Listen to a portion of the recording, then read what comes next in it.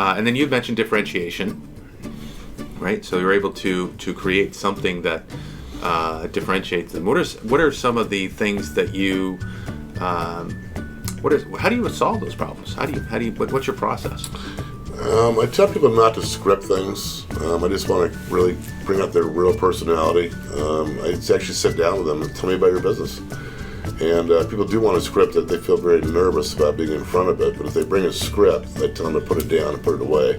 And just you and I are talking. Just tell me about your So that's the pre-production process? Pre-production process. Just getting everything all set up. And to where I already know about your product, but getting the word out and to where I can edit it. I can take out certain parts so you may say the wrong thing. I can make it really smooth so you look like you didn't stall or pause or make funny faces, things like that. Right, I look at all those things. It's very important. Or a lot of people miss too in video production is what's going on in the back. Sets, people walking the back behind it, making funny faces, things like that. If you're out in an outside location, you can't control. All right, so that's the production component, right? Where you're really kind of you really have to watch for that. It's a kind of a listening process and watching and seeing what's going on with the shot, having the perfect shot too. That looks really good. It's camera angles. Camera angles pleasing to the eye too. Camera angles, lighting. Panning, some other panning, zooming, things like that to make it more interesting. There's a lot of special techniques. We follow the same rules that photographers do, rule of 2/3, and things like that photographers are familiar with, and that the professionals are.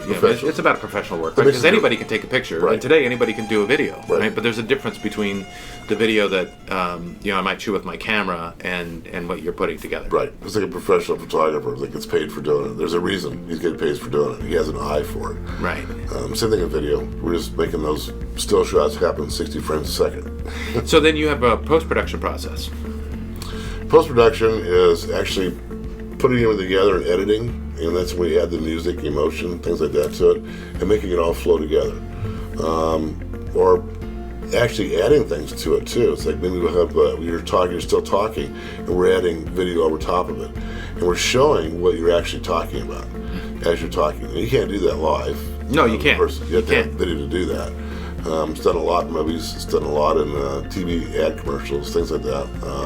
It's very valuable in an interview. It makes an interview much more interesting to look at. Yeah, certainly. Otherwise, it's just the two of us talking. And we're able to tell a story right through the process of doing that. And we might actually go backwards sometimes. Sometimes we do things in reverse, where you show something or talk about the end benefit before you actually talk about everything else in how the product was formed. Before the process. Yeah. So you've got sort of a pre-production process, production process, and stage set, and then a post-production process that really dials in what you mentioned. Something was about connecting emotionally to the viewer. It's a creative process and what I call the artistic end of it.